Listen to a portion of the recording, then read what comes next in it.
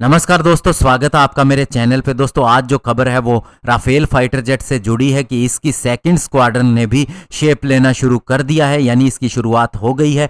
आज इसी के ऊपर बात करेंगे। चलिए दोस्तों शुरू करते हैं। तो दोस्तों इंडियन एयरफोर्स ने राफेल की दूसरी स्क्वाड्रन भी शुरू कर दी है, जिसे 101 फाल्कन ऑफ छंब और अखनूर कहा जाता है। अंबाला के अंदर इसे शुरू किया गया है। इसका फॉर्मल इंडक्शन हालांकि हाशीमारा वेस्ट बंगाल के अंदर होना है, जो ईस्टर्न फ्रंट के अंदर आता है और चाइना के साथ में लगता है।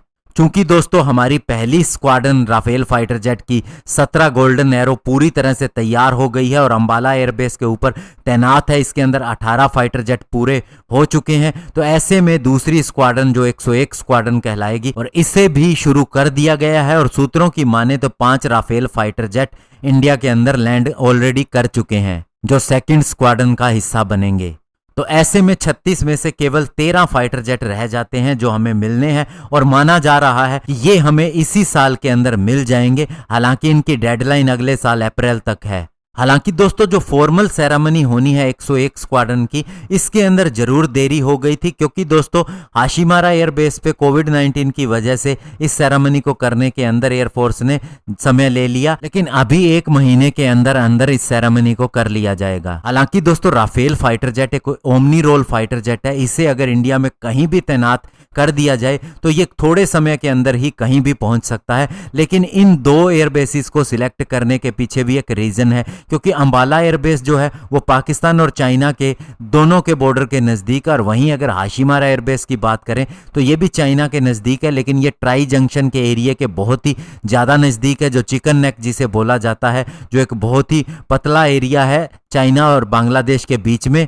वहां के लिए ये बहुत ज़्यादा इंपॉर्टेंस रखता है। और इससे पहले इसी ट्राई जंक्शन के ऊपर 1962 के बार में तूफानी एयरक्राफ्ट को एस्टेब्लिश किया गया था। और ईस्टर्न सेक्टर के अंदर अगर हम तेजपुर और झाबुआ की बात करें तो वहां ऑलरेडी सुखोई 30 MKI तैनात किया जा चुका है। लेकिन राफेल के आने से इसकी पावर भी और ज़्यादा बढ़ जाएगी। और राफेल की रेंज की बात करें तो 780 किलोमीटर से 1650 किलोमीटर इसकी रेंज है। ये मिशन पर डिपेंड करता है कि किस तरह का मिशन है।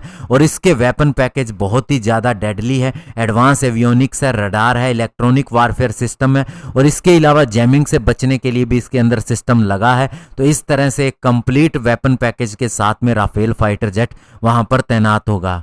और इसके वेपन के अंदर मुख्यतः स्कैल्प मिसाइल, जिसकी रेंज 300 किलोमीटर से ज़्यादा है, ये air to ground cruise missile है। और इसके अलावा मेटियोर मिसाइल, जिसकी रेंज 160 किलोमीटर है। ऐसी मिसाइल ना चाइना के पास में है ना पाकिस्तान के पास में है। और इसके अलावा जो इसके अंदर Hammer air to ground precision guided munition हमने ऐड किया था, जो पहले डील के अंदर नहीं था, इससे राफेल की पावर और ज़्यादा बढ़ जाती है। और स्पेशली पहाड़ी एरिया के अंदर 20 से 70 किलोमीटर के अंदर ये उनके बंकर्स को या फिर उनके किसी भी शेल्टर को डिस्ट्रॉय कर सकता है।